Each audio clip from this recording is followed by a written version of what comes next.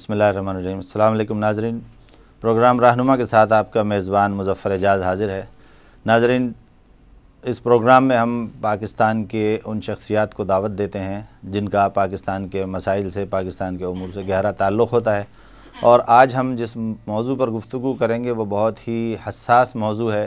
اور بڑا ہی عجیب و غریب مسئلہ ہمارے سامنے ایک معمہ ہے ہمارے نزدیک کہ 50 سال سے زیادہ عرصے تک پاکستانی قوم کو ایک پٹی پڑھائی گئی، ایک سبق پڑھایا گیا کہ کشمیر ہمارا حصہ ہے، کشمیر پر بھارت نے غاصبانہ قبضہ کیا ہوا ہے، کشمیر سے بھارت کو نکل جانا چاہیے اور کشمیر ہم ہر صورت لے کر رہیں گے۔ کشمیر کے لیے ہم نے پاکستان سے لے کر نیو یارک تک اور امریکہ اور ساری دنیا میں ایک جال پھیلایا۔ پاکستان کی حکومتوں میں، پارلیمنٹ میں مستقل ایک کشمیر کمیٹی بھی ہوتی ہے، لیکن گزشتہ 10 سال سے ہمیں یہ بتایا جا رہا ہے کہ کشمیر ایک متنازع علاقہ ہے۔ کشمیر میں بھارتی فوجوں کی موجودگی کو چیلنج نہ کیا جائے، بلکہ جو لوگ کشمیر میں جا کر اپنے بھائیوں کی مدد کرتے ہیں ان کو دہشت گرد قرار دیا جائے، جو یہاں ان کے لیے آواز اٹھاتے ہیں ان کو بھی دہشت گرد قرار دیا جائے۔ تو یہ تبدیلی کیا وجہ ہے کہ یہ تبدیلی آ گئی اور پاکستانی قوم اب بھی کشمیریوں کے ساتھ ان کے دل دھڑکتے ہیں، یہاں تک کہ کشمیری خواتین ڈاکٹر عافیہ صدیقی کی رہائی کے لیے مظاہرے کرتی ہیں۔ اس سے پتہ چلتا ہے کہ ان کے دل بھی پاکستانیوں کے ساتھ ہی دھڑکتے ہیں۔ لیکن پاکستان کی حکومتوں نے بہت سارے یو ٹرن لیے ہیں، ان میں سے ایک یو ٹرن یہ بھی ہے۔ آج ہم نے اس موضوع پر گفتگو کے لیے جماعت الدعوہ کراچی کے امیر انجینئر نوید قمر صاحب کو دعوت دی ہے۔ خوش آمدید ہمارے پروگرام میں۔ اور اس موضوع پر گفتگو کے لیے میرا خیال ہے آپ کو تو شاید تیاری کی بھی ضرورت نہ ہو کہ یہ موضوع خصوصی طور پر آپ کے حوالے سے، اس کشمیر کے حوالے سے خصوصی طور پر آپ لوگوں کے لیے یہ بالکل گھر کی سی بات ہے، بلکہ صبح اور شام رگ و پے میں اتری ہوئی چیز ہے۔ الحمدللہ۔ اور جب یہ چیز محسوس ہوتی ہے کہ اس پر ایک یو ٹرن لیا جا رہا ہے، یہ ہو سکتا ہے کہ پارلیمانی نظام ہو یا صدارتی نظام ہو، اس پر اگر یو ٹرن لے لیا جائے تو ٹھیک ہے، صوبے 4 ہوں یا 40 ہوں اس پر بات ہو جائے تو عجیب و کوئی زیادہ بڑی بات نہیں ہے، ملک کے اندر کا معاملہ ہے۔ یہ ملک کی بقا کا، جس علاقے کو قائد اعظم نے شہرہ پاکستان قرار دیا اس کے بارے میں ہے، اور اس پر اگر اس طرح کے یو ٹرن لیے جائیں تو آپ کی کیا کیفیت ہوتی ہے، آپ کی، آپ کے ساتھیوں کی؟ بسم اللہ الرحمن الرحیم، الحمدللہ رب العالمین والصلاۃ والسلام علی رسولہ الکریم، اما بعد۔ پہلی بات یہ ہے کہ کشمیر کا جو مسئلہ ہے اس کے کئی ایک پہلو ہیں، اور اس میں سے اہم ترین پہلو اس کا دینی اور شرعی ہے، جو کہ عام طور پر لوگوں کی نظروں سے اوجھل رہتا ہے۔ اور جب کسی چیز کی شرعی حیثیت ہو، اہمیت ہو، تو اس کو کوئی بھی حکومت یا کوئی بھی پروپیگنڈا اس کو تبدیل نہیں کر سکتا۔ اللہ تعالیٰ کا دین تبدیل نہیں ہو سکتا۔ کشمیر کی شرعی حیثیت ہے، اللہ تعالیٰ نے فرمایا کہ وَإِنِ اسْتَنصُرُوكُمْ فِي الدِّينِ فَعَلَيْكُمُ النَّصْرُ، اگر تم سے دین کے بارے میں تمہارے مسلمان بھائی مدد طلب کریں تو تم پر ان کی مدد کرنا فرض ہے۔ مِنَ الرِّجَالِ وَالنِّسَاءِ وَالْوِلْدَانِ الَّذِينَ يَقُولُونَ رَبَّنَا أَخْرِجْنَا مِنْ هَذِهِ الْقَرْيَةِ الظَّالِمِ أَهْلُهَا، جو پکار کر اللہ تعالیٰ سے یہ دعائیں کر رہے ہیں کہ یا اللہ اس بستی کے رہنے والے ظالم ہیں، وہ مرد، عورتیں، بچے اللہ تعالیٰ سے دعا کر رہے ہیں کہ یا اللہ ہمیں اس بستی سے نکال یا ہمارے لیے اپنی طرف سے کوئی مددگار نازل فرما۔ اور اسی طرح جو ہے یہ رسول اللہ صلی اللہ علیہ وسلم کی احادیث مبارکہ کی روشنی میں جب کوئی سرزمین یا خطہ مسلمانوں کے پاس ہو اور مسلمان اس پر حکومت کر چکے ہوں اور مسلمانوں کی آبادیاں وہاں پر موجود ہوں، تو کسی کافر قوت کو یہ حق حاصل نہیں ہے کہ وہاں پر جو ہے وہ حکومت کر سکے۔ صدیوں مسلمانوں نے کشمیر میں حکومت کی ہے۔ کشمیر کی 95% آبادی جو ہے وہ مسلمان ہے، خاص طور پہ وادی کشمیر کی۔ جموں کی آبادی بھی 47 میں میجورٹی مسلمانوں کی تھی، لیکن بہرحال بعد میں یہاں قتل عام کر کے اور بہت سارے ہندو پنڈتوں کو، ہندو آبادیوں کو انڈیا سے منتقل کر کے یہاں مسلمانوں کو مینارٹی میں تبدیل کر دیا گیا۔ ان حقائق کی روشنی میں کشمیر کا جو مسئلہ ہے وہ کبھی بھی اس کی حیثیت تبدیل نہیں ہو سکتی۔ ہاں یہ بات ٹھیک ہے کہ میرا قطع کلامی ہوتی ہے جی کہ اس حوالے سے تو پاکستانی قوم متفق ہے، آپ کی جو گفتگو ہے، جو یوں سمجھے کہ میری بھی یہی رائے ہے۔ جی لیکن اب جو تبدیلی آئی ہے خصوصاً جنرل پرویز مشرف کے دور میں، اس تبدیلی کے بعد اب یہ تسلسل ہے موجودہ جمہوری حکومت میں بھی وہی چیزیں اسی انداز میں، یہاں تک کہ یہ تک کہا گیا ہے کہ اس مسئلے کو آئندہ نسلوں کے لیے اٹھا رکھا جائے۔ تو اس تبدیلی پر کیا محسوس کرتے ہیں اور کیا لائے ہیں عمل؟ اب کس طرح اس تبدیلی کو؟ دیکھیں 9/11 کے بعد امریکہ نے جس طرح پوری دنیا میں آزادی کی تحریکوں پر یلغار کی اور پوری دنیا میں اس نے آزادی کی تحریکوں کو دہشت گرد قرار دینا شروع کیا، اس سے مسئلہ کشمیر بھی کافی جو ہے وہ اس کی زد میں آیا، اور جنرل مشرف نے امریکہ کے دباؤ پر یو ٹرن لیا اور کشمیر کی حمایت سے بالکل پہلی، جو آپ کو یاد ہوگا کہ آگرہ میں جنرل مشرف صاحب نے جب انڈیا کے صحافیوں کے ساتھ بیٹھ کے میٹنگ کی تھی ناشتے کے اوپر،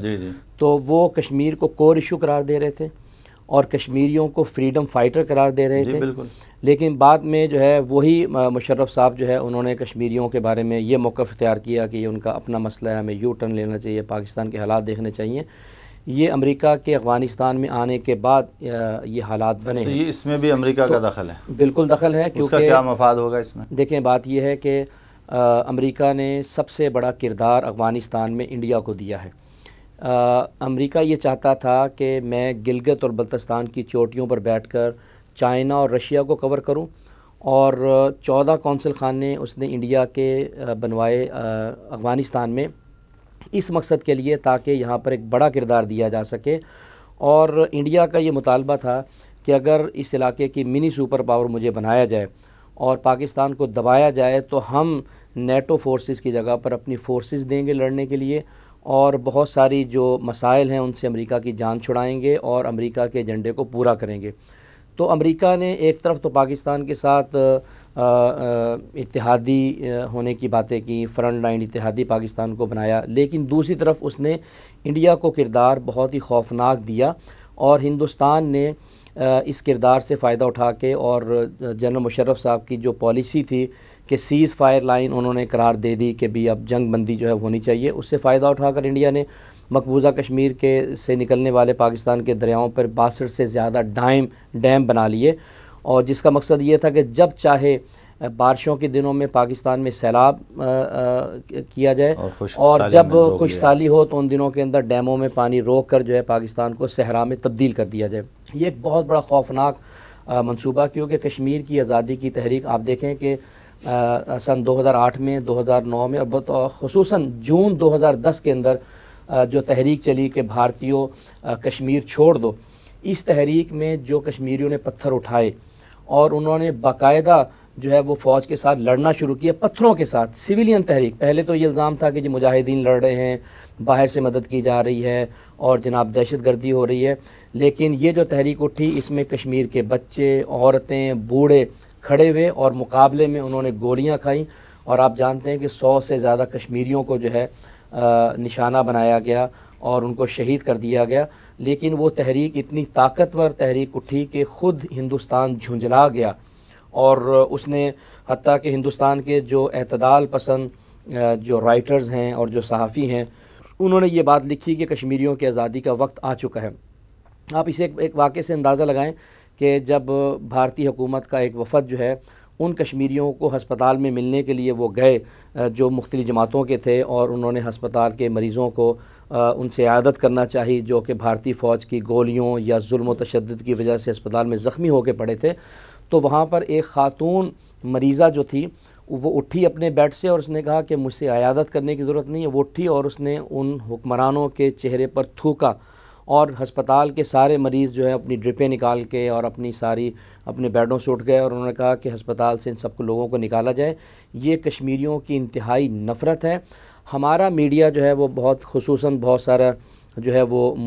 اس میں ایسے لوگ شامل ہو چکے ہیں کہ جو کشمیر کے کاز کو دھندلا رہے ہیں، لیکن مقبوضہ کشمیر میں آزادی کی تحریک نہ پہلے کم ہوئی ہے بلکہ پہلے سے زیادہ جوان ہے۔ آپ یہ دیکھیں کہ سید علی گیلانی صاحب جو کہ کشمیر کے ایک بہت ہی مقبول ترین لیڈر ہیں، الحمدللہ